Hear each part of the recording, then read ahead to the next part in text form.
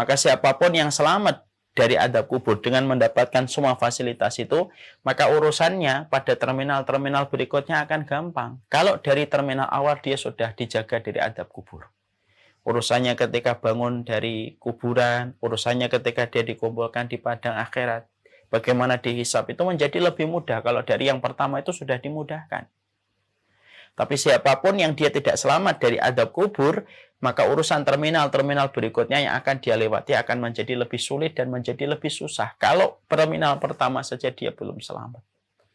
Nah inilah yang menjadikan kita akhirnya paham. Husnul khotimah itu sebuah cita-cita. Puncak karir orang yang beriman kepada Allah dan hari akhir itu adalah bagaimana dia mendapatkan husnul khotimah. Puncak tertinggi, pencapaian dan puncak keinginan tertinggi seorang yang beriman kepada Allah itu bagaimana kita mendapatkan husnul khatimah. Selamat datang di channel Langkah Iman Istiqomah. Jangan lupa like, komen, dan subscribe. Dan semoga kita semua mendapatkan ilmu yang bermanfaat. Amin. Alhamdulillah, tentunya kita mengharapkan semoga Allah memberikan kepada kita kebaikan. Kita berharap semoga Allah senantiasa memberikan keberkahan. Dan semoga senantiasa kita mampu mengambil faedah dan iktibar dalam setiap irisan takdir yang Allah berikan dalam kehidupan kita. Kita hari ini masih disehatkan oleh Allah, masih dipanjangkan umurnya oleh Allah pada perjalanan kita menuju kepada Allah. Karena konsep kehidupan orang yang beriman itu rihlatun ilallah. Konsep kehidupan orang beriman itu perjalanan dia menuju kepada Allah. Dan kita masih disehatkan walaupun umur kita sudah tidak lagi muda. Uban sudah menghiasi rambut-rambut kita. Keriput sudah ada pada kulit yang tidak bisa kita sembunyikan. Dan ini Allah berikan kondisi dan panjangnya umur. Sekali lagi supaya kita mampu mempersiapkan diri kita, mampu mempersiapkan hati kita kembali kepada Allah sebelum kembalinya jasad dan fisik kita. Beberapa waktu yang lalu, saya mendapati kabar dari salah satu circle keluarga dakwah Syamilah yang datang ke kantor kami di kantor dakwah. Beliau bercerita tentang sepupunya, baru berusia 20 tahun, hafal sekitar 6 juz, pada satu waktu pulang ke rumah tiba-tiba pingsan. Lalu langsung koma selama hampir 1 bulan. Tidak bereaksi, terkapar lemah di atas tempat tidurnya, tidak melakukan aktivasi apapun ketika dia tiba-tiba terkapar sakit. Ternyata ada virus masuk ke pembuluh otaknya. Setelah 1 bulan koma, kemudian memberikan reaksi, memberikan sebuah tanda dengan menetes air mata di ujung matanya, tapi setelah itu kemudian meninggal dunia. Saya ketika mendapati kabar ini berpikir keras. Ada orang yang lebih muda daripada kita, mungkin hidupnya lebih sehat daripada kita, mungkin pola hidupnya jauh lebih baik daripada pola hidup kita dan pola makanan kita yang terkadang masih berantakan. Tapi umur mereka pendek. Adapun kita yang pola hidupnya, pola makannya terkadang masih berantakan tetapi justru masih hidup sampai hari ini. Disinilah kita harus mengambil dan mengiris setiap peristiwa dengan hikmah. Allah hidupkan kita, Allah ingin supaya kita lekas berbenah dan lekas memperbaiki hati kita, lekas kita mengembalikan hati kita kepada Allah. Dan orang yang beruntung adalah orang yang kembali kepada Allah sebelum kembalinya jasad dan fisik yang dia miliki kepada alam liang lahat yang akan pasti dia jumpai. Alhamdulillah, tentunya senantiasa kita bersyukur kepada Allah Subhanahu wa Ta'ala atas setiap nikmat yang Allah berikan kepada kita. Karena memberikan kesyukuran itu merupakan ikhtiar untuk mendapatkan makna kecukupan dalam setiap apapun yang kita dapatkan. Hilangnya kecukupan di dalam kehidupan kita itu lebih mengkhawatirkan daripada defisit satu anggaran yang dibuat. Lebih berbahaya daripada bangkrutnya bisnis yang kita miliki. Karena berapa banyak orang yang bisnisnya bangkrut tetapi dia masih memiliki kecukupan bersama dengan istri dan anak-anaknya. Walaupun mungkin profit dan margin yang dia miliki pada perusahaannya tidak lagi dia dapatkan besar karena mengalami kebangkrutan. Karena sesungguhnya yang lebih kita khawatirkan adalah hilangnya makna kecukupan di dalam kehidupan kita walaupun bisnis kita lancar. Ketika kita salah satunya kurang bersyukur kepada Allah. Inilah yang menjadikan kita harus melihat kembali Semua inventaris kita dalam kehidupan ini dari karunia yang sudah Allah berikan kepada kita. Dari suami, istri, anak, cucu, rumah kita. Ini harus kita inventaris kembali. Lalu kita berikan makna pada setiap nikmat yang Allah berikan di dalam kehidupan kita dengan kita bersyukur. Bahwasanya semua ini kita peroleh dari sisi Allah dan Allah berikan. Pasti ada kebaikan yang Allah pergulirkan di balik setiap karunia yang Allah berikan. Supaya makna kecukupan itu terasa di dalam kehidupan kita. Yang kaya belum tentu cukup, yang miskin belum tentu kurang. Berapa banyak teman-teman kita, sahabat kita, gajinya cuma UMR, tetapi setiap pulang ke rumah, tersenyum satu keluarga dan rumahnya terasa merekah kedatangan dengan orang tersebut walaupun gajinya cuma UMR. Berapa banyak teman-teman kita sebaliknya, ada yang gajinya ratusan juta, tapi setiap dia pulang ke rumah tidak ada yang menyambutnya, rumah terasa sepi, antara satu anggota keluarga dengan anggota keluarga berjauhan, tidak pernah berjumpa, kecuali hanya momen 1 kali, 2 kali dalam sepekan. Dan dia merasa kurang setiap waktunya sampai harus butuh hiburan dengan berbagai macam hal untuk menutupi sisi gelap dalam kehidupannya yang tidak dia dapatkan kecukupan walaupun hartanya berlimpah. Inilah yang kemudian menjadikan kita paham. Memaknai kehidupan itu bukan hanya dengan bebas finansial, sebagaimana kalangan materialisme selalu berkata, bebas finansial, angka 50, bebas finansial ketika umur 60. Tapi bagi orang yang beriman itu bukan itu yang terpenting. Tapi yang terpenting adalah memaknai kehidupan kita dengan kecukupan. Ketika kita sudah mendapatkan rasa kecukupan, kita tidak akan pernah iri dan hasad dengan apa yang kita lihat dari orang lain. Kita juga tidak akan pernah merasa minder dengan apa yang kita peroleh, dengan apa yang kita dapatkan ketika kita merasa telah diberikan kecukupan. Makanya kecukupan itu adalah hadiah yang Allah berikan kepada hati yang tidak pernah letih dan tidak pernah lelah di dalam dia bersyukur kepada Allah. Siapapun yang dia qanaah, dan qanaah itu bagian dari rasa syukur, maka Allah yang memberikan kecukupan, karena kecukupan itu miliknya Allah. Dan Allah berikan kepada hati yang tidak pernah lelah di dalam berusaha. Semoga setiap rumah kita, mobil kita, apapun yang telah kita dapatkan, diinventarisir kembali, dimaknai kembali dengan rasa kesyukuran yang kita peroleh. Karena bisa jadi apapun yang membuat kita tidak bersyukur hari ini, bisa jadi itu adalah keimpian bagi sebagian orang ketika melihat kita dari kejauhan. Bersyukurlah, karena makna kecukupan tidak akan kita peroleh dengan kita kecuali bersyukur kepada Allah. Bersyukur karena bersyukur itu memberikan ketenangan, bersyukur karena bersyukur itu memberikan kebahagiaan, kelapangan. Karena itulah sejatinya puncak tertinggi dari sebuah materialis, yaitu adalah rasa cukup yang Allah berikan kepada hamba yang Allah pilih di antara hamba yang tidak pernah berhenti memaknai setiap karunia yang dia peroleh dan dia dapatkan.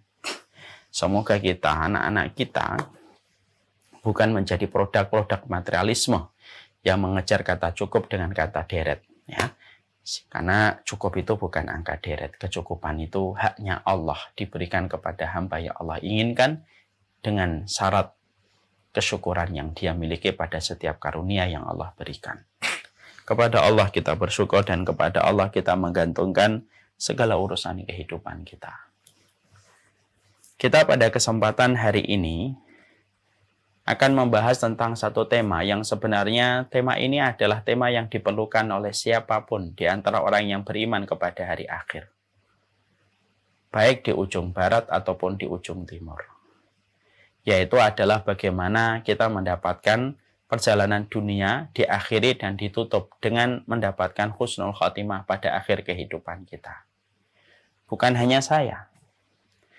Bahkan setingkat Rasulullah SAW pun, maka beliau pun di dalam hidupnya ketika kita membaca riwayat, membaca hadis, kita menjumpai, kita mendapati bagaimana Rasulullah pun meminta kepada Allah supaya diberikan hati yang istiqomah. Karena dengan hati yang istiqomah, konsisten, taat kepada Allah dalam segala musim, bukan hanya di satu musim, maka itulah yang menjadikan seseorang itu akan mendapatkan husnul khotimah. Makanya Bapak dan Ibu tahu, kenapa Rasulullah itu tetap membaca ihdinas siratal mustaqim. Tunjukilah jalan kami yang lurus, tetap meminta hidayah. Padahal Rasulullah adalah orang yang paling beriman dan paling bertakwa dan sempurna kedudukan dia di hadapan Allah. Tapi kenapa masih minta hidayah kepada Allah? Maka dikatakan oleh Imam Ibnu Katsir, tidaklah seorang Rasul meminta hidayah kepada Allah, padahal beliau telah menjadi orang yang dinobatkan paling dicintai oleh Allah, karena timbul rasa khawatir pada diri Nabi kalau beliau tidak mampu untuk istiqomah sampai akhir hayatnya untuk mendapatkan husnul khatimah. Dan inilah yang kemudian menjadikan kita akhirnya mengerti, ini bukan masalah yang kecil. Meminta perjalanan kehidupan kita ditutup dengan husnul khatimah itu persoalan besar. Setingkat Nabi pun meminta supaya beliau diberikan sikap istiqomah sampai akhirnya mendapatkan istiqomah di akhir kehidupan. Dan itu menjadi sebuah harapan terbesar bagi orang mukmin pada kehidupan sementara, pada kehidupan di dunia. Di sisi yang lainnya, kita juga mengetahui tentang satu hadis, di mana kehidupan kita harus bercermin pada hadis ini dan kita harus banyak mengevaluasi kehidupan kita dengan hadis ini, supaya kita tidak menjadi orang yang lalai dan supaya kita tidak menjadi orang yang sombong dengan pencapaian ibadah yang telah kita lakukan. Apa hadis yang membuat kita termenung ketika kita kaitkan hadis itu dengan apa yang kita bahas pada kesempatan hari ini? Yaitu adalah ketika Rasulullah SAW mengatakan, fa inna ahadakum la ya'malu bi amali ahlil jannah hatta yakuna bainahu wa bainaha illa diraun fayasbiqu alaihil kitab fayamalu bi amali ahlin nari hatta yadkhuluha. Fa inna ahadakum la ya'malu bi amali ahlin nari hatta yakuna bainahu wa bainaha illa diraun fayamalu bi amali ahlin nar fayamalu bi amali ahlil jannah hatta yadkhuluha. Ada hadis yang patut menjadi renungan buat kita, baik ustadz atau bukan ustadz, guru atau bukan guru, orang biasa ataupun orang yang memiliki status. Ketika Nabi mengatakan di dalam satu riwayat, sesungguhnya ada loh di antara manusia yang mereka beramal dengan amalan-amalan penduduk surga terus-menerus. Sampai begitu banyaknya amalan surga yang dia lakukan, dia kerjakan, sampai antara dia dengan surga, ibarat kata, tinggal sejengkal, tinggal satu amalan saja. Sudah cukup memasukkan dia ke dalam rahmatnya Allah untuk mendapatkan surga. Tapi catatan takdir kemudian mendahului di akhir kehidupannya, dia melakukan amalan penduduk neraka. Sampai akhirnya di akhir kehidupannya dia melazimi amalan penduduk neraka dan akhirnya masuk neraka. Walaupun ratusan musim dia pakai di dalam beribadah, tetapi tergelincir di akhir kehidupannya melakukan amalan penduduk neraka. Sebaliknya, kata Rasulullah, ada di antara manusia yang melakukan amalan penduduk neraka. Sampai antara dia dengan neraka tinggal sejengkal saja. Diraun. Illa dira. Dira itu segini. Berarti amalan apa ini? Amalan segini. Amalan sholat sunnah fajar itu lebih baik daripada dunia dan seisinya. Maka tinggal sejengkal antara dia dengan neraka. Karena saking banyaknya, dia menggoreskan amalan-amalan penduduk neraka sepanjang hidupnya. Tinggal sejengkal saja. Lalu kemudian dia melakukan di akhir kehidupannya mendapatkan hidayah dan kemudian dia melazimi amalan penduduk surga sampai akhirnya memasuki surga. Di sinilah kita juga belajar bahwasanya ternyata inilah yang membuat kita khawatir. Bahwasanya ibadah yang telah kita lakukan, ketaatan yang kita kerjakan sepanjang kehidupan kita belum menjadi jaminan bahwasanya kita akan berakhir dengan ketaatan dan kita akan pantas mendapatkan husnul khatimah. Karena sesungguhnya inilah yang menjadikan kita terus mendekat kepada Allah, terus membujuk kepada Allah di dalam kehidupan kita supaya akhir kehidupan kita yang selalu kita sikapi dengan sikap istiqomah ketika melakukan ketaatan, maka sikap istiqomah itulah yang mampu melahirkan husnul khatimah di akhir kehidupan kita. Husnul khatimah itu bukan proses, tetapi khusus khatimah itu adalah bagian dari hasil perjalanan panjang yang kemudian dilewati oleh setiap manusia di dalam ketaatan yang dia lakukan. Hadis ini memberikan kepada kita kewaspadaan. Perjalanan kita belum selesai, pertarungan kita untuk melawan kebatilan ketika kita akan melakukan kebenaran dan melakukan ibadah belum selesai. Sampai betul-betul kita nanti diwafatkan oleh Allah dan wafatnya kita itu akan menyibak bagaimana identitas kita di hadapan Allah Subhanahu wa taala. Makanya sampai Rasulullah SAW dalam riwayat lain, beliau juga menjelaskan, la tusaddiqu wa la tukadzibu. Janganlah kamu itu mempercayai seseorang berlebihan. Janganlah kalian itu mendustakan seseorang itu berlebihan hatta tara kaifa yukhtamu lahu. Sampai kemudian kamu melihat bagaimana dia ditutup harinya oleh Allah. Siapapun yang meninggal husnul khatimah, walaupun mungkin kita benci, tapi kalau dia diwafatkan dalam kondisi husnul khatimah, berarti dia adalah orang yang telah dibenarkan amalannya sepanjang hidup di dunia sampai Allah berikan kepadanya husnul khatimah.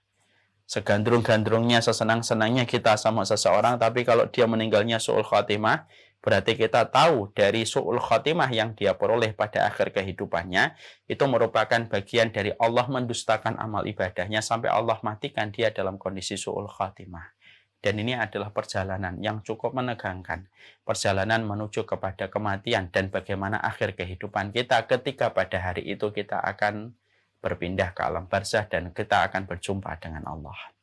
Makanya tidak mengherankan kalau kita menjumpai bukan hanya Rasul yang khawatir sampai beliau meminta hidayah kepada Allah setiap harinya, bahkan juga Abu Bakar, sahabat tercintanya beliau. Maka sesungguhnya tidak ada doa yang paling beliau lazimi kecuali salah satunya adalah Allahumma ij'al khaira umri akhirahu wa khaira ayyamin yawma alqaka fi wa khaira amalin khawatimahu. Makanya doanya Abu Bakar itu indah betul. Beliau mengatakan kepada Allah Subhanahu wa taala, "Ya Allah, jadikanlah umurku yang terbaik. Bukan umur ketika aku kuliah, bukan umur ketika aku masih SMA, bukan umur ketika saya pesta pergi kemana-mana, bukan. Jadikanlah umurku yang paling istimewa itu adalah umur ketika pada umur itu, pada tahun itu, engkau takdirkan aku meninggal dunia. Kalau engkau takdirkan aku meninggal tahun 2022, jadikanlah tahun 2022 itu merupakan waktu yang paling mesra saya dengan engkau, ya Allah." Itu artinya. Jadikanlah hariku, pada hari yang engkau tentukan aku mati, maka hari itu adalah hari terbaik ketika aku berjumpa denganmu dalam kematian yang menyambutku.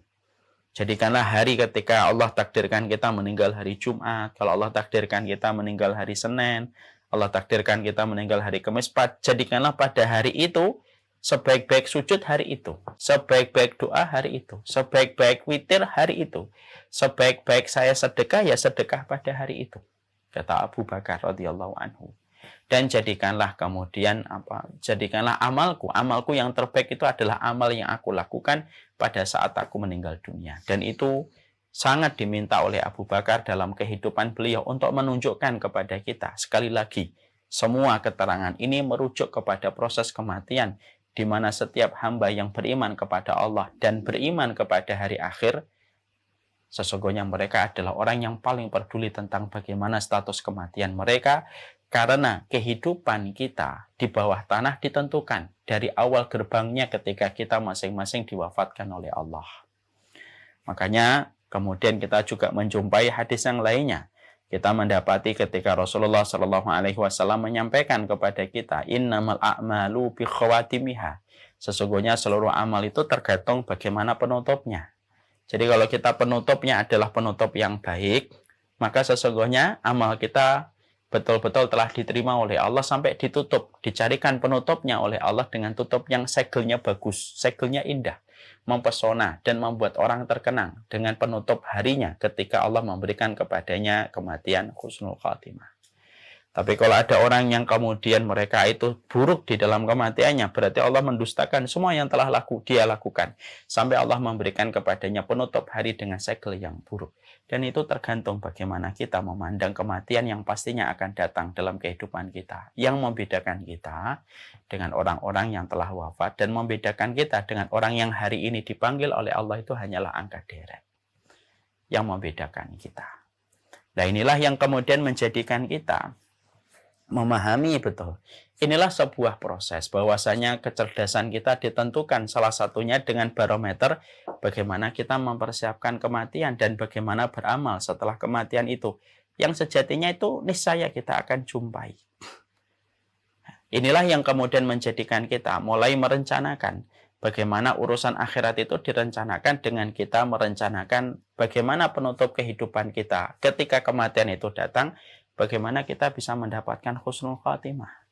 Karena husnul khatimah itu tidak bisa kita upayakan, kecuali apa yang bisa kita kerjakan, tetapi yang menentukan hasilnya adalah Allah semata. Dan sesungguhnya husnul khatimah itu hadiah dari Allah, yang istimewa. Yang Allah tidak berikan kepada setiap orang, kecuali orang yang Allah pilih di dalam kebaikan, sampai Allah anugerahkan kepadanya husnul khatimah.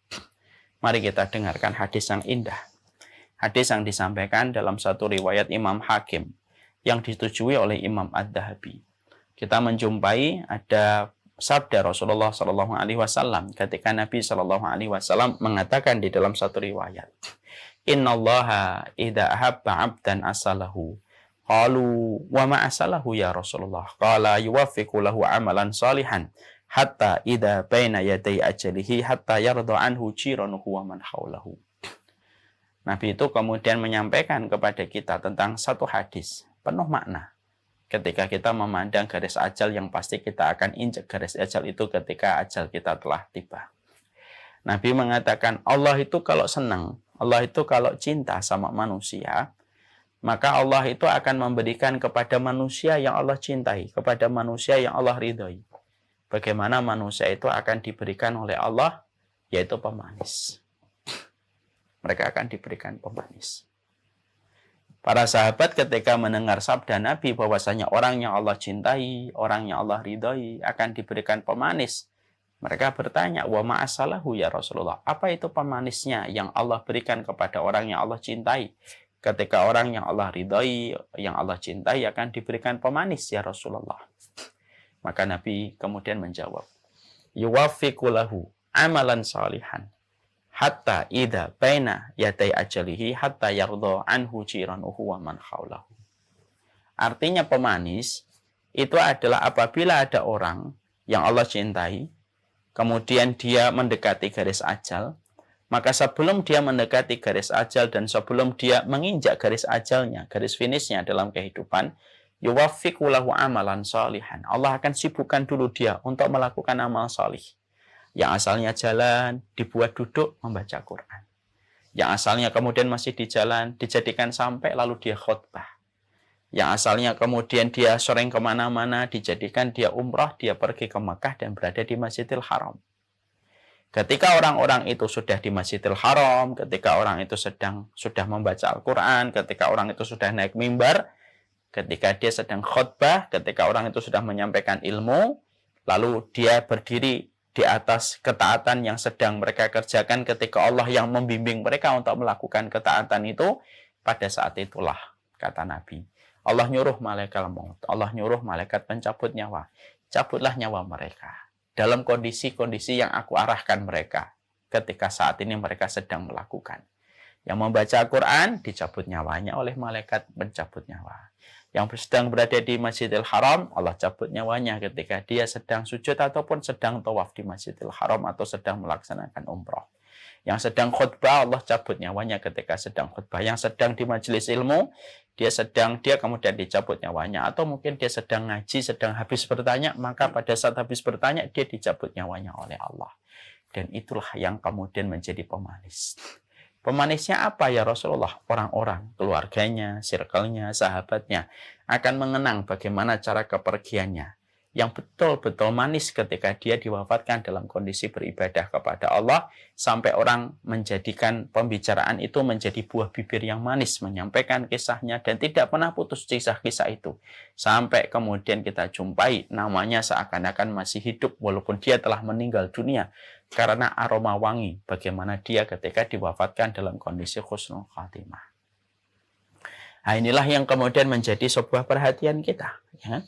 Terutama kita-kita yang sudah melewati angka 40, angka 50, angka 60, di mana kita paham 40 itu kata para ulama berarti angka 40 itu berarti lonceng yang pertama kematian sudah diperdengarkan kepada kita. Teng, angka 40. Kalau kita sudah melewati angka 50, berarti lonceng yang kedua kematian itu sudah diperdengarkan kepada kita. Twang, twang. Kalau angka 50 kita lewati umur kita, berarti kita sudah diperdengarkan lonceng kematian yang ketiga. Twang, twang, twang. Ya. Kalau sudah 60. Dan kata para ulama sedikit yang mampu mendengarkan lonceng yang keempat, yaitu adalah ketika melewati angka 70, karena takaran umur umatnya Nabi antara 60 dan 70. Maka inilah yang kemudian menjadi perkara yang penting.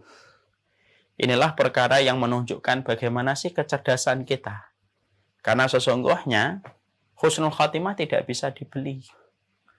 Husnul khatimah tidak bisa direncanakan dengan rencana-rencana kita. Saya pengennya nanti pas dini tiba-tiba mati. Tidak bisa. Bukankah kita ngelihat ada saudara kita pas haji umroh meninggal dunia? Sebagaimana saya pernah membimbing umroh, ada salah satu jamaah saya meninggal dunia ketika beliau baru sampai di kota Mekah, beliau meninggal dunia. Sampai akhirnya beliau dikuburkan di Ma'la. Kemudian ada saudara kita baru membaca Al-Quran, kemudian diwafatkan oleh Allah. Ada saudara kita yang sedang sholat, ketika sujud dicabut nyawanya oleh malaikat maut dalam kondisi dia sedang bersujud. Sebagaimana kisah wali kota di Jawa Barat, sedang sholat pada hari Jumat di tempat yang terbaik di masjidnya Allah, beliau diwafatkan oleh Allah. Maka semua itu merupakan sebuah impian dan merupakan sebuah cita-cita dalam kehidupan kita. Cita-cita orang mukmin itu sederhana. Puncak tertinggi dari pencapaian dan karir seorang manusia di atas muka bumi, kalau konteksnya berbicara tentang iman dan hari akhir, adalah bagaimana ketika seseorang itu diwafatkan dalam kondisi husnul khatimah. Orang kalau sudah husnul khatimah, berarti dia dijaga dari adab kubur. Orang kalau sudah dijaga dari adab kubur, maka kebaikan pengadilan akhiratnya itu akan terlihat bagaimana kemudahan dia ketika di dalam kuburnya sudah terjaga oleh adab kubur. Makanya kan kita melihat bagaimana kisah seorang Utsman bin Affan radhiyallahu anhu, ketika ada orang yang berkata kepada beliau, "Wahai Utsman, kalau diingatkan kepada dirimu tentang surga dan neraka, belum tentu kamu menangis. Tapi setiap kami menjumpai engkau di pinggir kuburan, selalu kami menjumpai kamu itu menangis. Dan begitu deras air matamu ketika kamu duduk di samping kuburan." Maka sampai Utsman bin Affan radhiyallahu anhu kemudian berkata, "Fa innal qabra manzilatun min manazilil akhirah, faman naja fama ba'dahu aisar, fa illam yanju fama ba'dahu asyad." Maka kemudian akhirnya Utsman bin Affan lalu berkata kepada orang itu, sesungguhnya kuburan itu merupakan terminal pertama di antara banyak terminal-terminal yang akan dilewati manusia dalam perjalanan setelah kehidupan, setelah kematian. Terminal pertamanya itu kuburan. Siapapun yang selamat dari adab kubur, lalu mendapatkan kenikmatan kubur, bagaimana kuburannya dilapangkan, diberikan cahaya, tidak ada yang menyempit, diberikan dia teman yang menyenangkan sampai hari kiamat, diberikan jatah istirahat dan tidur sampai nanti hari kiamat didatangkan oleh Allah dan terasa waktunya begitu cepat. Maka siapapun yang selamat dari adab kubur dengan mendapatkan semua fasilitas itu, maka urusannya pada terminal-terminal berikutnya akan gampang. Kalau dari terminal awal dia sudah dijaga dari adab kubur, urusannya ketika bangun dari kuburan, urusannya ketika dia dikumpulkan di padang akhirat, bagaimana dihisab itu menjadi lebih mudah kalau dari yang pertama itu sudah dimudahkan. Tapi siapapun yang dia tidak selamat dari adab kubur, maka urusan terminal-terminal berikutnya yang akan dia lewati akan menjadi lebih sulit dan menjadi lebih susah. Kalau terminal pertama saja dia belum selamat. Nah inilah yang menjadikan kita akhirnya paham. Husnul khotimah itu sebuah cita-cita. Puncak karir orang yang beriman kepada Allah dan hari akhir itu adalah bagaimana dia mendapatkan husnul khotimah. Puncak tertinggi pencapaian dan puncak keinginan tertinggi seorang yang beriman kepada Allah itu bagaimana kita mendapatkan husnul khatimah. Dan ini merupakan perkara yang harusnya terus hidup di hati kita dan harus kita betul-betul letakkan di depan mata kita supaya tidak ada yang paling kita inginkan kecuali kematian husnul khatimah. Karena apapun harta, apapun karir, apapun status yang telah kita capai setinggi mungkin sampai membuat orang berdecak kagum dengan pencapaian yang telah kita peroleh.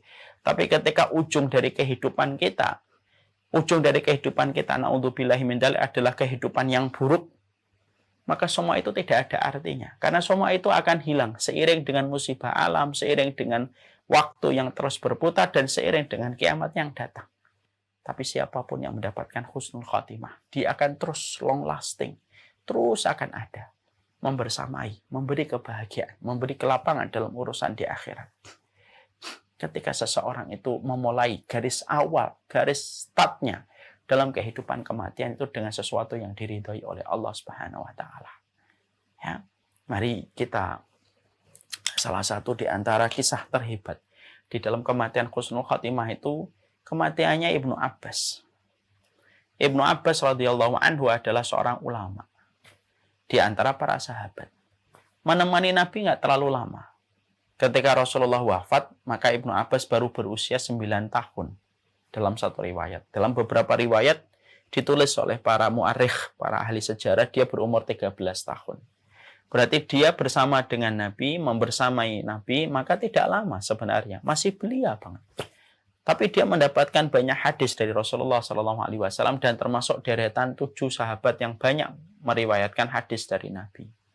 Tapi perhatikan, diterangkan di dalam kitabnya Sa'id bin Zubair, maka Sa'id bin Zubair memberikan sebuah kesaksian tentang momen ketika beliau menghadiri matinya dan wafatnya seorang Ibnu Abbas. Ibnu Abbas ketika terdengar kabar meninggal dunia, Sa'id bin Zubair datang rahimahullah ta'ala. Dan dia betul-betul menjumpai satu hal yang luar biasa. Gimana luar biasanya?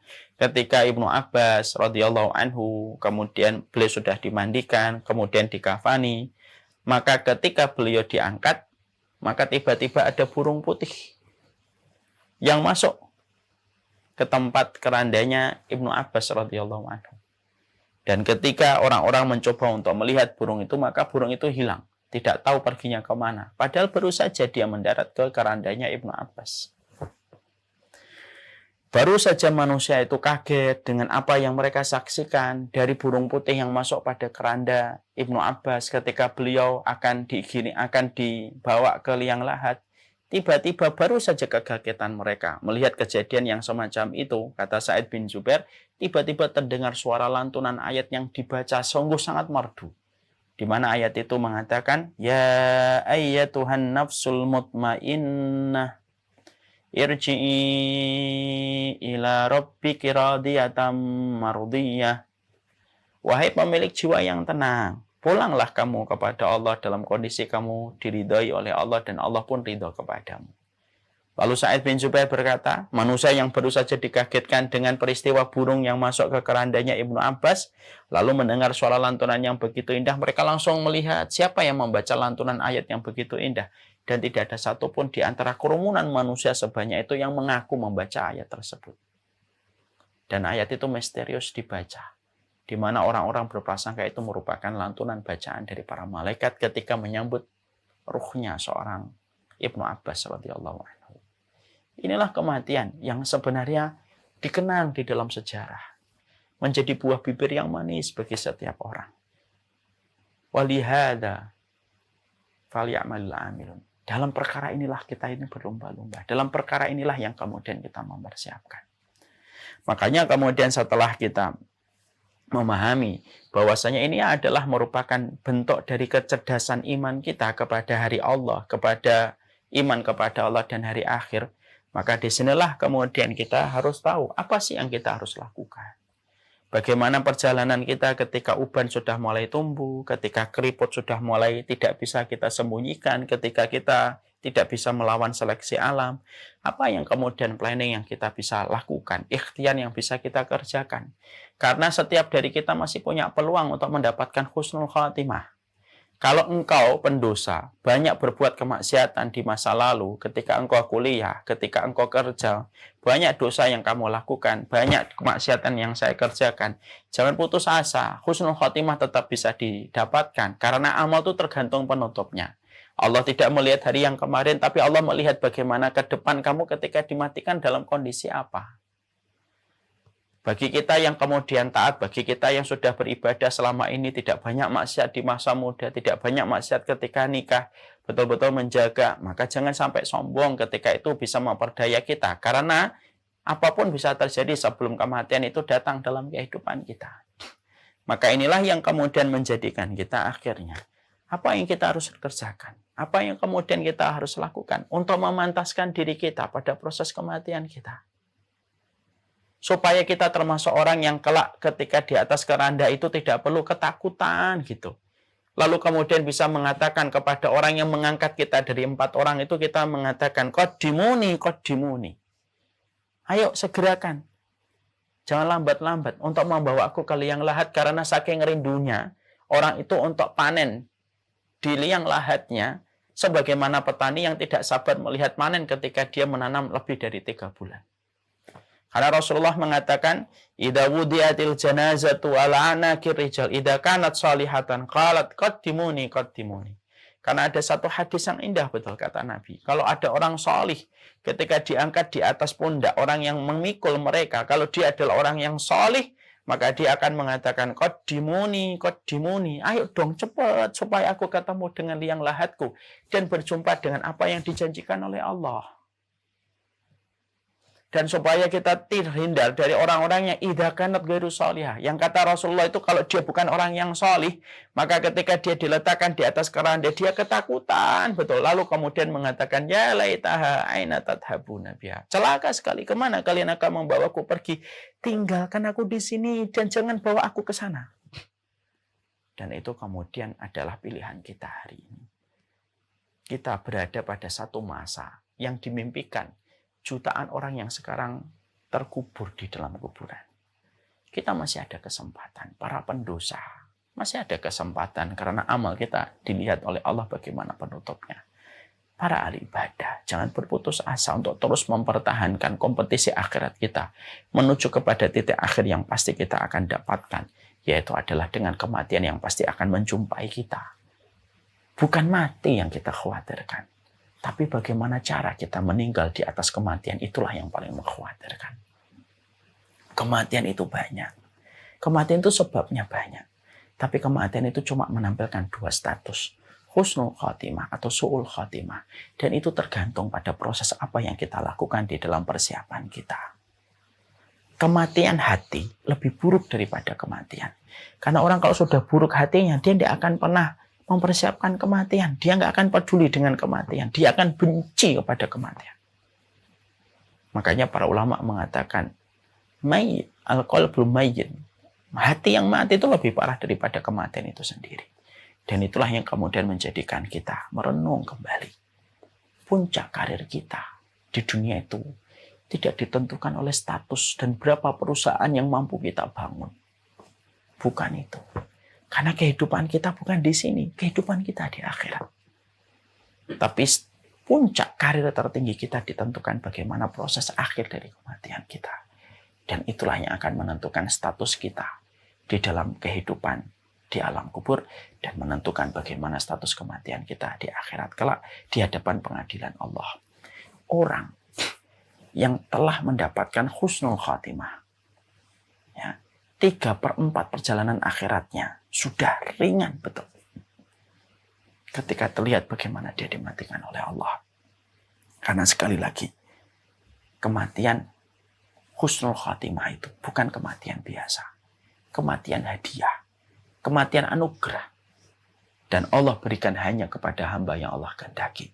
Dan hari ini, kita sedang berada pada masa yang masih bisa memungkinkan bagi kita untuk memetik keridhaan dan kecintaan Allah.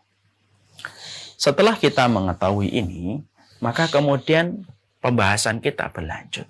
Apa yang harus kita lakukan? Apa yang harus kita kerjakan? Supaya kemudian akhir kehidupan kita menjadi akhir kehidupan yang baik. Akhir kehidupan yang husnul khatimah dalam kehidupan kita. Tidak perlu kita khawatirkan kapan waktunya. Tidak perlu kita khawatirkan kapan terjadinya. Kita orang yang beriman melihat kematian itu antara harapan dengan takut. Ya, tidak boleh terlalu harap, tidak boleh terlalu takut. Tidak boleh terlalu pede, tidak perlu terlalu takut. Kadang-kadang ada orang ketika menuju kepada kematian ketakutan. Boleh. Takut itu bagian dari fitrah. Kita menuju kematian takut. Karena ingat dosa kita, karena kita ingat kemaksiatan kita, akhirnya timbul rasa takut. Itu hal yang wajar. Saat saya takut kematian. Bukankah saya juga takut kematian juga? Kenapa manusia beriman kadang takut ketika melihat kematian? Karena kematian itu adalah akan menghentikan laju ketaatan kita dan tidak bisa membuka kembali pintu tobat kita. Dan kita teringat dengan dosa-dosa kita, kemaksiatan kita, tobat kita yang belum tentu menjadi tobatan nasuha. Makanya maaf ya, jangan kemudian kita menyombongkan diri. Janganlah kemudian kita menyombongkan diri kita. Lalu kemudian kita merasa bahwasanya saya nggak takut kematian. Enggak, kadang-kadang takut itu hal yang lumrah. Tapi ketakutan kita kepada kematian itu tidak boleh mengalahkan harapan. Bahwasanya kematian itu tetap merupakan sesuatu yang baik. Di mana kita pada kematian itu akan bertemu dengan zat yang mencintai kita lebih besar daripada ibu yang mencintai kita. Kita ini kan pulang sama Allah. Dan Allah itu mencintai kita lebih besar daripada cintanya ibu kepada kita. Kalau kita akan pulang dari perjalanan panjang, akan ke rumah ibu kita setelah sekian tahun tidak berjumpa, walaupun kita tahu kita banyak dosa, walaupun kita tahu kita banyak kesalahan sama ibu kita, belum bisa memberikan waktu, belum bisa ngasih nafkah yang terbaik sama ibu kita. Tapi yang namanya kita pulang kepada ibu itu pasti senang. Kenapa? Kita tahu kasih sayangnya ibu lebih besar daripada kekurangan kita selaku anak. Itu baru ibu. Lah kematian itu tidak boleh disikapi dengan sikap takut berlebihan. Karena bagaimanapun kita akan pulang kepada Allah. Yang sifat rahmannya, sifat rahimnya lebih besar daripada sayangnya seorang ibu kepada kita. Maka itulah yang menjadikan kita antara harapan dan takut. Kadang takut, kadang kita senang melihat kematian.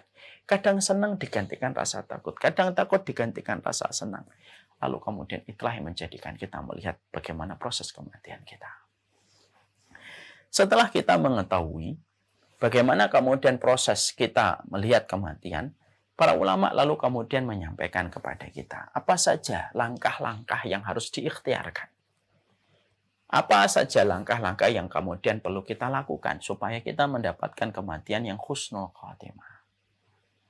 Maka kemudian para ulama lalu menyampaikan beberapa poin-poin yang bisa kita jadikan referensi supaya kita tidak terputus referensi kita.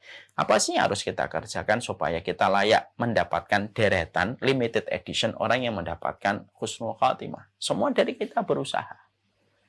Dan kita tidak usah menilai kematian orang ya. Kalau kita lihat kematian orang apapun itu sudahlah.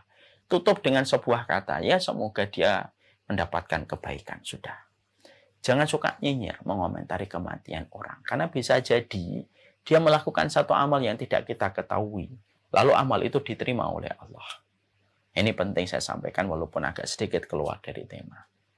Nah, maka kemudian apa yang kemudian kita lakukan? Apa yang kemudian kita kerjakan menuju kepada kematian?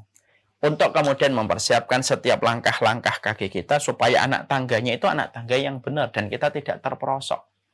Karena ilmu adalah pelita memberikan kepada kita cahaya mana anak tangga yang harus kita tapak sampai kemudian kita bisa mendapatkan husnul khatimah. Yang pertama, para ulama lalu kemudian menyampaikan kepada kita. Syarat mutlak yang pertama mendapatkan husnul khatimah itu harus betul-betul dalam kondisi beriman. Lalu tidak mencampurkan keimanan dengan kesyirikan dan kekufuran. Siapapun yang berani di dalam kehidupannya, dia mencampurkan kesyirikan dan kekufuran, maka dia telah membakar tiket yang bisa memantaskan dia untuk mendapatkan husnul khatimah. Karena husnul khatimah diharamkan oleh Allah untuk diberikan kepada mereka yang berbuat syirik kepada Allah dalam kehidupan iman mereka. Inilah hal yang paling penting. Karena membicarakan tentang husnul khatimah itu yang paling pokok basicnya itu adalah keimanan. Makanya siapapun yang mereka mencampurkan keimanan mereka dengan kesyirikan-kesyirikan yang mereka kerjakan, maka sesungguhnya mereka jauh api dari panggangnya, dari kematian pada husnul khotimahnya. Makanya saya pernah menjumpai ada satu kisah nyata, ada seseorang yang dia melakukan kesyirikan pada benda-benda yang dia kultuskan. Lalu dia meyakini benda-benda itu memiliki kekuatan-kekuatan magic dan mistik.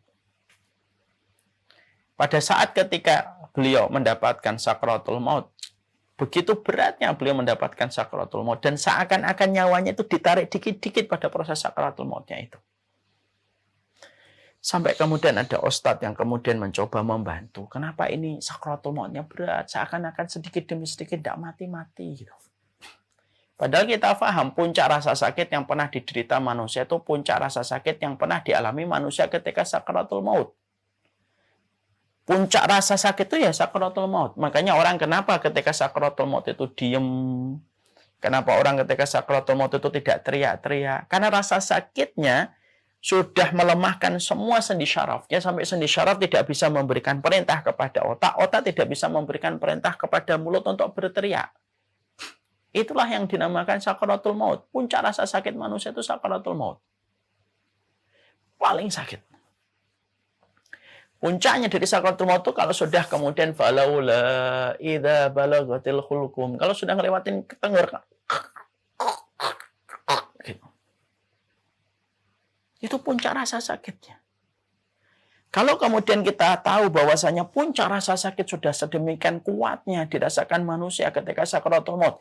Ada orang-orang yang sakaratul mautnya itu dalam kondisi yang berat betul.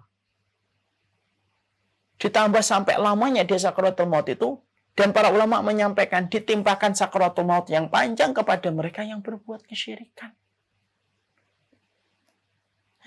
Makanya ketika fulan tadi, bapak tadi, ketika akhirnya beliau sakaratul mautnya lama, gitu, ada ustadz kemudian menyarankan, ada nggak sesuatu yang dilakukan oleh beliau? Keluarganya menceritakan tentang kebiasaan bapak ini. Sampai akhirnya barang-barang itu dikumpulkan, lalu kemudian dihancurkan, dan setelah itu bapak itu meninggal. Walaupun tidak ada satupun kalimat Allah yang terucap di lisannya. Inilah yang menjadikan kita paham betul. Keimanan itu merupakan salah satu syarat sah untuk mendapatkan husnul khatimah. Karena selalu saya menyampaikan tadi, pagi jam 10 saya menyampaikan, Allah itu tidak hanya meminta yang baik dari kita, tapi Allah itu meminta yang benar. Dan kebenaran itu barometernya dengan kekuatan tauhid ketika kita memurnikan hidup kita dan ibadah kita hanya kepada Allah. Dan tidak menjadikan kita bersyarikat dan mendatangkan tandingan bagi Allah di dalam kesyirikan. Karena kesyirikan itu mengharamkan seseorang mendapatkan husnul khatimah. Kesyirikan itu mewajibkan pelakunya itu mendapatkan adab kubur. Dan kesyirikan itu ketika dibawa sampai mati, mewajibkan pelakunya untuk masuk ke neraka. Ketika Allah tidak akan mengangkat dia dari neraka karena surga itu diharamkan oleh Allah dari mereka yang berbuat syirik. Makanya menjaga iman itu merupakan perkara yang paling hak. Karena kedudukan iman kepada Allah itu syarat mutlak di dalam mendapatkan kematian husnul khatimah. Dia sebagaimana surat Al-Fatihah di dalam sholat. La sholata liman lam yaqra' bi fatihatil kitab. Bukankah dalam sholat kita sepakat, siapapun yang tidak membaca Al-Fatihah, maka sholatnya itu tidak diterima? Walaupun dia khusyuk, tapi kalau sengaja dia meninggalkan Al-Fatihah, walaupun sholatnya nangis sekalipun, dia tidak akan diterima sholatnya. Karena itu syarat sah. Rukun dia. Rukun itu malah, rukun itu sesuatu yang apabila tiada pahalanya. Maka sama, mendapatkan husnul khatimah, kata penutup yang indah, itu tidak akan diperoleh sama seseorang yang mereka itu memecah hatinya, berselingkuh hatinya dalam keimanannya ketika dia mendatangkan tandingan bagi Allah ketika berbuat kesyirikan. Makanya pertama kali yang kita evaluasi dalam kehidupan kita, ketika kita sedang merencanakan sebuah gerbang indah yang menjadi tempat garis start kita menuju kepada kehidupan di akhirat. Demi Allah ya, kehidupan di akhirat yang dimulai dengan kematian tidak akan pernah menyapa dengan keindahan bagi mereka yang telah berani melakukan sesuatu yang paling dimurkai oleh Allah. Dan sesuatu yang tidak akan diampuni oleh Allah ketika hal itu dibawa sampai mati. Itu adalah kesyirikan. Allah itu meminta yang baik dan benar. Bukan hanya meminta yang benar. Bukan hanya meminta yang baik. Tidak bisa kita mengatakan, sudahlah yang penting jadi orang itu baik. Masalah ibadah udah nggak apa-apa kayak apapun. Yang penting itu kita itu baik aja. Tidak bisa. Allah itu meminta yang baik dan benar. Bukankah guru SD ketika dulu ngasih ujian kepada kita, guru SD itu memberikan perintah, jawablah dengan jawaban yang baik dan benar. Baik itu diukur dengan akhlak kita. Bagaimana kita kepada sesama manusia. Benar itu barometernya adalah bagaimana iman kita. Ketika iman ini tidak tercampur dengan kesyirikan. Makanya kalau kita kemudian membedah masalah yang pertama, maka ketika kita membedah yang pertama, kemudian ada yang bertanya, gimana Ustaz saya menjaga iman saya supaya tidak tercampur kesyirikan? Itulah pentingnya ilmu. Inilah yang kemudian menjadikan kita harus mengetahui betul tentang keimanan. Apa itu kesyirikan, apa itu tauhid, apa itu akidah salimah, akidah yang benar pada kehidupan kita. Karena, sekali lagi, mustahil seseorang itu akan mendapatkan kematian husnul khatimah kalau dia tidak betul-betul beriman kepada Allah dan tidak mencampurkan imannya dengan kesyirikan. Makanya Bapak dan Ibu tahu, kenapa orang ketika di ujung kehidupannya, ketika merasakan sakaratul maut, apa kewajiban kepada keluarga yang tersisa dan masih sehat? Maka kewajiban yang tersisa pada saat itu adalah ketika kita yang hidup mentalkin dengan ucapan la ilaha illallah. Sebagaimana hadis riwayat Muslim, lakinu ala mautakum la ilaha illallah. Talqin itu. Orang yang akan meninggal di antara kalian dengan ucapan la ilaha illallah. Kenapa kok talqinnya la ilaha illallah? Supaya betul-betul memantapkan orang itu ketika akan meninggal dunia, tidak ada ilah yang berhak disembah pada kehidupannya sampai tarikan nafas yang terakhir, sampai ketika nyawa sudah berada di kerongkongan, kecuali dia mengimani bahwasanya tidak ada ilah yang berhak disembah kecuali adalah Allah. Karena sesungguhnya setan, iblis, tidak akan berhenti untuk menggelincirkan manusia. Bahkan ketika seseorang akan meninggal dunia dalam sakaratul maut, setan itu datang. Tapi kita tidak merasa, bagi yang masih sehat dan masih hidup ini tidak merasa. Yang bisa merasakan itu orang yang akan meninggal dunia. Setan akan datang dan kemudian mencoba untuk memurtadkan dia supaya dia keluar dari agama Allah pada detik-detik yang terakhir. Yang disebut dengan, ini adalah last battle-nya. Ya. Makanya kemudian kita dapati kisah nyata bagaimana seorang Imam Ahmad ketika beliau pernah dalam kondisi sakit berat, di mana sakitnya ini berujung pada akhir kehidupan beliau dengan sakaratul maut dan meninggal dunia. Ketika sakit yang berat itu, maka beliau itu berkata, pergilah kamu, pergilah kamu. Sampai anaknya berkata, apa yang kamu rasakan, wahai bapakku, sampai kamu mengusir seseorang? Imam Ahmad bin Hanbal, muridnya Imam Syafi'i, kemudian berkata, datang kepadaku setan dalam bentuk makhluk dari sebelah kanan dan sebelah kiriku. Yang sebelah kanan mengatakan kepadaku, masuklah kamu ke Yahudi, kamu akan selamat. Datang setan dari sebelah kiriku dan mengatakan, masuklah kamu kepada Nasara supaya kamu itu selamat. Dan aku usir mereka. Saya ketika membaca riwayat bagaimana historinya seorang Imam Ahmad ketika akan meninggal dunia, saya langsung teringat dan langsung mengkaitkan dengan hadis Nabi. Kenapa orang yang akan meninggal dunia disuruh membacakan talqin? Karena betul-betul kita harus menjaga imannya dia, supaya imannya itu tidak tergadaikan. Supaya imannya tidak sampai tergelincir. Karena tidak ada yang diinginkan setan itu kecuali adalah tergelincirnya manusia di akhir kehidupan. Karena mereka tahu, selama masih ada keimanan, maka peluang untuk masuk surga itu masih ada. Selama masih ada tauhid, maka mereka itu akan tetap masuk surga. Walaupun mungkin ada di antara orang yang bertauhid dosanya banyak. Tapi satu waktu dia akan memasuki surga. Nah, ini yang menjadikan kita mengerti. Gitu. Inilah yang pertama. Jadi yang pertama yang kita lakukan dalam proses yang ikhtiar yang kita lakukan, di dalam proses menuju kepada husnul khatimah itu apa? Pastikan betul. Ya, iman kita. Jangan sampai melakukan kesyirikan-kesyirikan. Walaupun itu trending, walaupun itu viral, walaupun orang sedunia mengatakan itu tidak apa-apa, tetapi ketika kita ngerti bahwasanya di situ ada sebuah perilaku mendatangkan tandingan bagi Allah yang disebut dengan kesyirikan, selesai, harus dijaga. Karena la ilaha illallah yang kemudian kita miliki di atas keimanan, ini akan menjadi sebuah bitokoh, akan menjadi sebuah kartu nanti di pengadilan Allah. Dan bitokoh la ilaha illallah ketika seseorang itu betul-betul beriman, kalau diletakkan di satu timbangan, maka timbangan la ilaha illallah itu lebih berat. Walaupun pembandingnya itu adalah dunia dan seisinya, itu lebih berat la ilaha illallah. Karena keagungan kalimat ini ketika kita lazimi sepanjang hidup.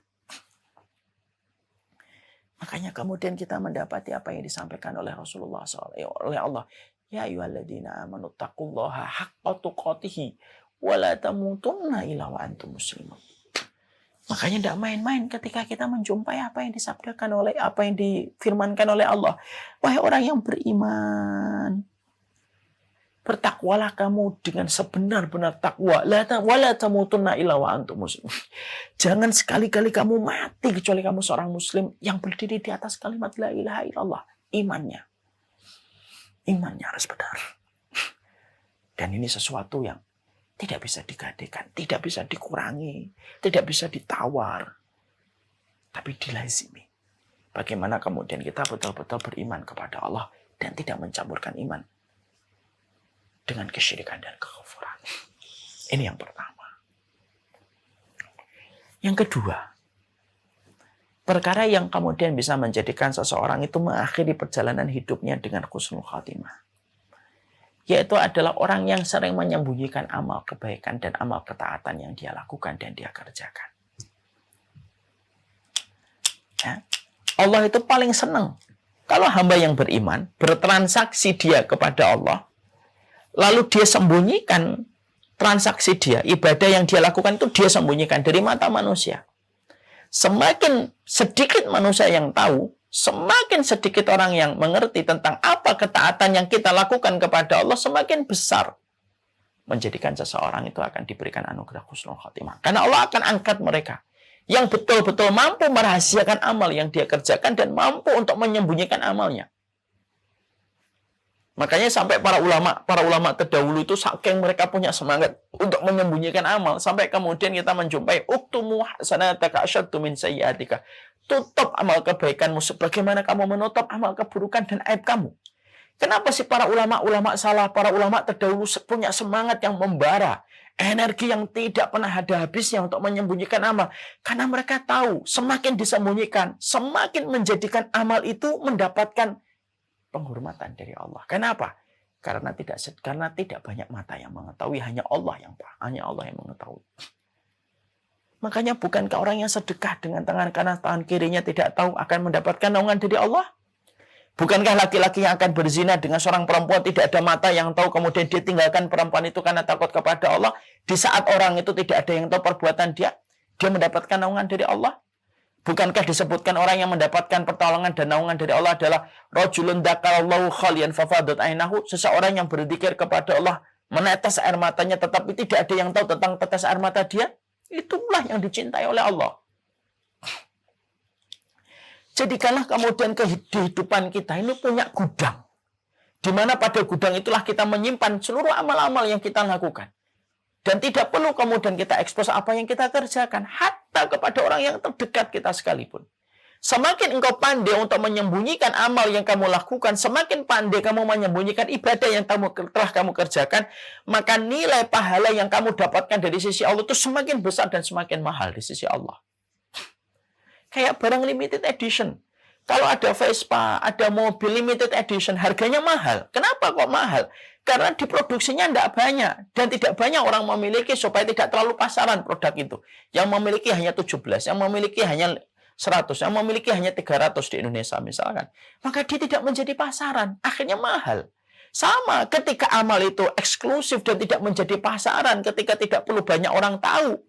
Itulah salah satu perkara yang menjadikan orang husnul khotimah. Merahasiakan amal ibadah. Tidak perlu kita menceritakan amal ibadah orang lain. Ustaz, kalau saya ceritakan supaya orang nyontoh, silahkan. Kalau memang kamu merasa kuat. Para ulama terdahulu mereka sadar kok bahwasanya mereka itu berat untuk memperlihatkan amal, untuk menjaga niat, maka mereka sembunyikan. Riya itu tipis sekali. Riya itu bagikan semut hitam di atas batu hitam di tengah kegelapan malam, yang mana kita tidak merasa. Dan kita harus ingat sebuah kata-kata. Kalaulah setiap manusia tahu betapa cepatnya dia dilupakan oleh manusia ketika dia mati. Ya, karena kita ini kalau mati itu, manusia itu paling cepat melupakan kita. 1 hari, 2 hari dia merasa kehilangan, tapi setelah itu dia melanjutkan kembali perjalanan hidupnya dengan banyak masalah. Kalaulah setiap manusia itu tahu dan sadar betapa cepatnya dia dilupakan oleh manusia, dia tidak akan habis-habisan untuk mempertontonkan amal hanya untuk mendapatkan tepuk tangan manusia. Sembunyikan amal. Menyembunyikan amal itu salah satu di antara hal indah untuk mendapatkan husnul khotimah. Ini ada sebuah kisah nyata. Ada satu keluarga. Lalu harus memindahkan kuburan. Yaitu keluarga mereka. Setelah meninggal 18 tahun. Ketika sedang digali kuburan itu untuk dipindahkan, betapa kagetnya keluarga yang ditinggalkan ternyata masih utuh. Kain kafan itu seakan-akan baru meninggal seminggu. Kagetlah keluarga itu. Ketika di tengah kekagetan mereka mengurus perpindahan, ketika mereka menjumpai masih utuh, terus kemudian kain kafannya seakan-akan baru meninggal seminggu, datanglah orang menjaga kuburan yang tahu ketika kuburan itu akan dipindah. Maka orang ini berkata, "Bapak keluarganya ya?" "Iya Pak, kami keluarganya." "Iya nih, pemilik kuburan ini saya sangka keluarganya banyak sekali. Karena setelah sepeninggal dia, selalu ada orang yang datang. Dan berbeda-beda orang yang datang. Lalu saya tanya, kalian ini siapa? Kami adalah keluarganya Pak yang sering dibantu. Jadi ternyata tanpa diketahui oleh keluarga intinya, ternyata Bapak ini tuh sering bantu orang. Tapi dia sembunyikan. Disembunyikan. Sampai saya tuh ngerasa banyak betul yang dibantu ya. Karena banyak keluarga yang datang gitu.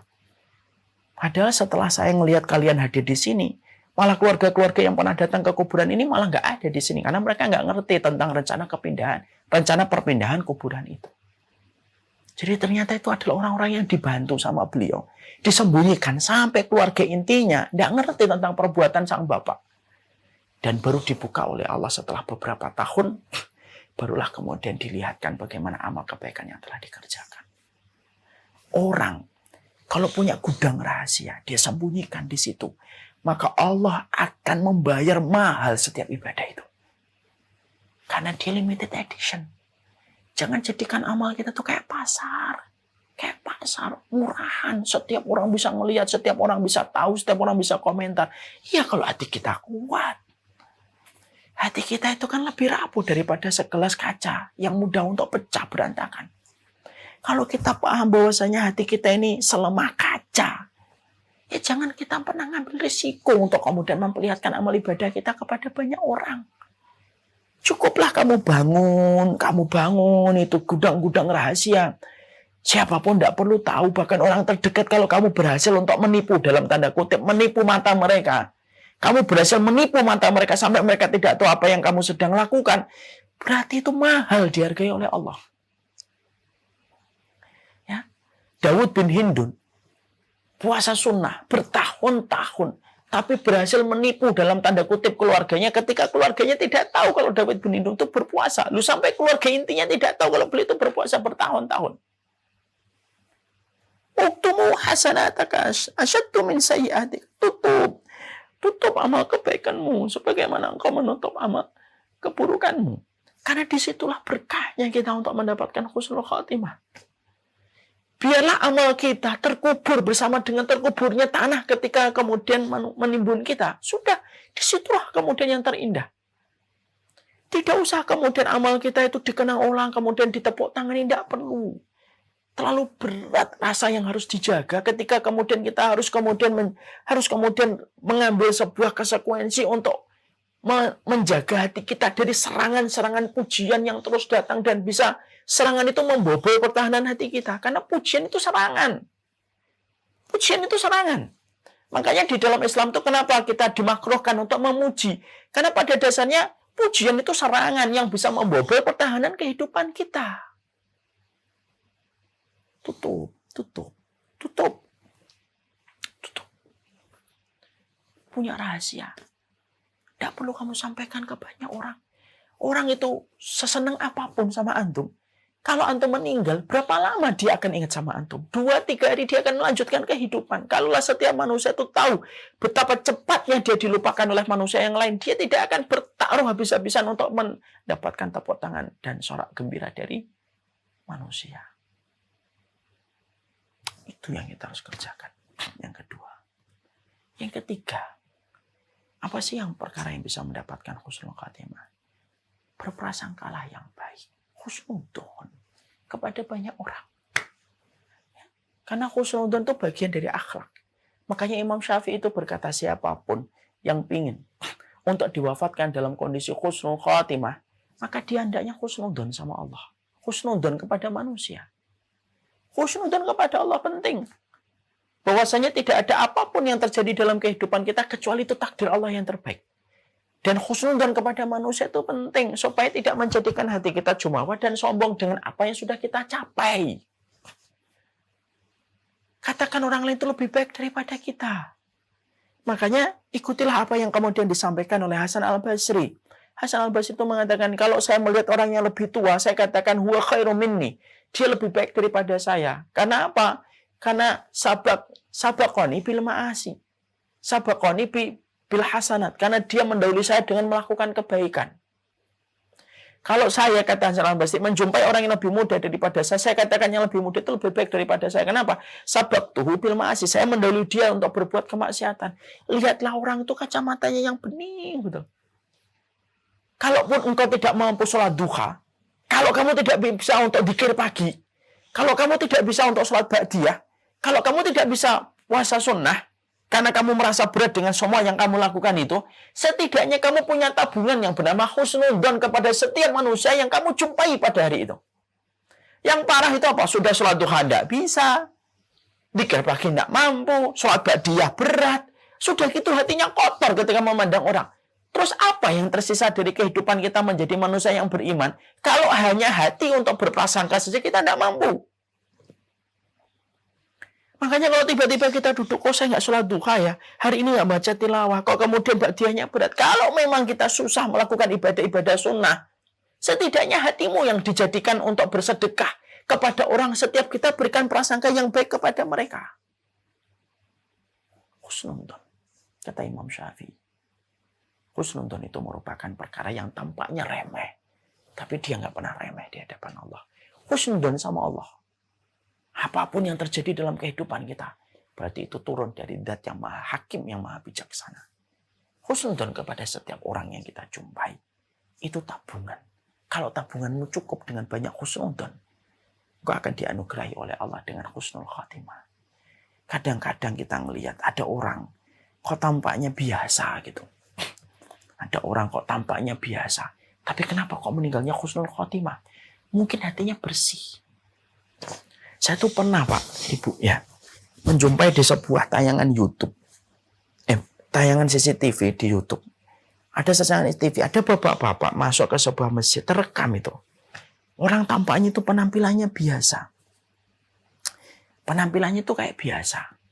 Terus ketika sholat, dia masuk ke shaf yang kedua. Bukan shaf yang pertama. Kemudian sholat. Tampaknya itu biasa banget. Biasa banget tampaknya itu. Tapi Masya Allah, ketika kemudian dia sholat, lalu pada rakaat yang kedua sujud dia. Sujud itu menjadi sujud terakhir yang dia tidak pernah bangkit dari sujudnya. Meninggal dunia. Padahal secara penampakan itu biasa banget. Nggak pakai jubah, nggak pakai gamis, jenggotnya juga nggak panjang. Biasa, penampilan itu kayak orang biasa. Tapi meninggal ketika sujud. Mau kita ragukan meninggal ketika sujud? Kan kita nggak bisa ngeraguin lagi meninggal ketika sujud. Maka kemudian yang terjadi, yang kemudian saya lihat itu apa? Kenapa ada orang yang kadang-kadang tampaknya amalannya biasa, tapi meninggalnya husnul khotimah? Karena dia mungkin memiliki hati yang bersih dibandingkan orang yang banyak beribadah, tapi hatinya kotor. Dan itu yang kemudian kita harus mengerti. Yang ketiga, berprasangka yang baik. Yang keempat, perkara yang bisa meraih husnul khotimah adalah memperbanyak istighfar dan tobat sebelum ajal itu tiba. Sebagaimana perkataan dari Imam Ibn Rajab Al-Hambali rahimahullah ta'ala. Kalau kamu tidak bisa berlomba-lomba dengan ahli ibadah, dengan ketaatannya, maka berlomba-lombalah dengan mereka dengan taubat dan istighfarmu setiap saatnya. Bertaubat dan istighfar itu ibarat deterjen yang membersihkan dosa-dosa dan kemaksiatan kita. Makanya doanya orang kalau sudah di atas 40, mari kita lihat pada surat Al-Ahqaf ayat yang ke-15. Rabbi auzi'ni an ashkura ni'mataka allati an'amta 'alayya wa a'mala shalihan tarda wa aslih li fi dzurriyyati inni tubtu ilaika. Saya tobat ya Allah. Saya tobat kepada Engkau. Ini tubtu ilaika wa inni minal muslimin. Dan saya itu pasrah kepada Engkau. Orang yang beruntung adalah orang yang memaksa hatinya kembali sama Allah. Sebelum kembalinya jasad dan fisiknya yang dia miliki. Ya. Sebelum kembalinya jasad dan fisiknya yang dia miliki. Yang kelima, yang bisa menjadikan kita mendapatkan husnul khatimah, yaitu memaksa amal-amal yang kita lakukan secara konsisten. Bapak dan Ibu, santri dan santriwati, Allah itu membagikan amal kepada kita, kemudahan untuk beramal sebagaimana Allah membagi rezeki. Kata Imam Malik, innallaha qassamal a'mal kama qassamal arzaq. Allah itu membagi amal sebagaimana Allah membagi rezeki. Ada yang dimudahkan sholat, ada yang dimudahkan puasa, ada yang dimudahkan sedekah, beda-beda. Mari kita mengambil pelajaran dari perkataan Imam Malik. Apapun yang Allah mudahkan untukmu dari satu amal, maka lazimi amal yang Allah mudahkan. Saya dimudahkan sholat tahajud, Ustaz. Walaupun saya kalau puasa sunnah susah banget saya itu. Tidak apa-apa. Lazimi sholat tahajud. Kalau saya itu sholat tahajudnya susah, Ustaz, bangun tengah malam susah. Tapi kalau saya puasa sunnah gampang. Lazimi puasa sunnah. Saya itu kalau kemudian sholat tahajud, puasa susah. Tapi kalau sedekah saya itu gampang. Lazimi apa yang Allah mudahkan. Terus kerjakan. Karena bisa jadi dari pintu itulah kamu nanti dipanggil oleh pintu surga. Dan dari amal itulah kamu akan dimatikan. Man asya ala syai' mat ala syai'.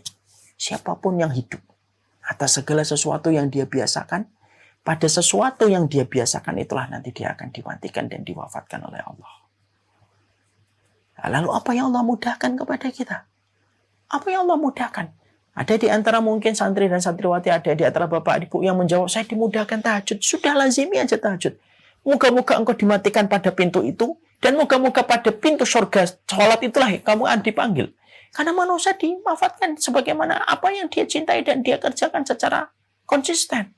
Utsman bin Affan diwafatkan ketika baca Quran, karena memang Utsman bin Affan itu terkenal sebagai sahabat yang paling banyak baca Quran. Bahkan beliau menghatamkan satu rakaat itu menghatamkan satu Quran. Sampai istrinya ketika Utsman bin Affan itu dibunuh, sampai istrinya menjerit, apakah kamu telah tega membunuh seseorang yang menghatamkan Quran dalam satu rakaat? Itu sahabat Utsman. Makanya beliau dibunuh ketika sedang membaca Quran.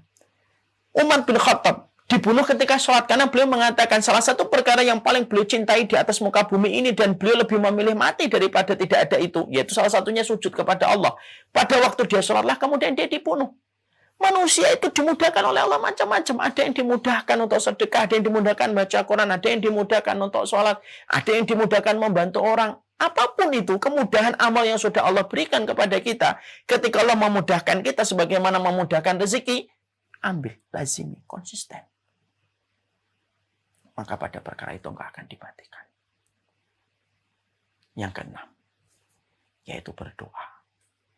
Makanya sampai Syekh bin Bas mengatakan, jangan pernah la yakhlu minas sujud. Jangan sampai sujudmu itu kosong dari 3 permintaan. Mintalah kepada Allah supaya diampuni dosamu. Mintalah kepada Allah husnul khatimah, dan mintalah kepada Allah istiqomah. La yakhlu minas sujud fi salasati asya. Jangan sampai sujud kosong dari 3. Minta diampuni, husnul khatimah, istiqomah. Karena itulah yang akan menjadikan seseorang dipantaskan untuk mendapatkan husnul khatimah. Wassallallahu ala nabiyina Muhammad. Alhamdulillahirabbil alamin. Semoga kita mendapatkan pemanis pada ujung kematian kita.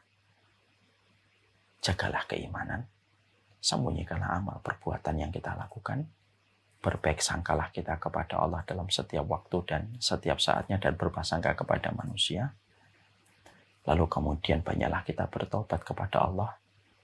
Karena kalau kita tidak mampu mendahului ahlu ta'ah dengan ibadah, maka dahulilah, kejarlah mereka dengan taubat dan istighfar kita. Kemudian paksakanlah kita untuk melakukan satu amal yang Allah sudah mudahkan untuk kita. Tutup dengan doa mustajab di waktu-waktu prime time kita berdoa. Sesering mungkin. Karena orang yang paling banyak mengetuk pintu adalah orang yang paling banyak dibukakan pintunya untuk dia. Dan orang yang paling banyak meminta kepada Allah ibarat mengetuk pintu adalah orang yang paling besar kemungkinan dibukakan pintu itu.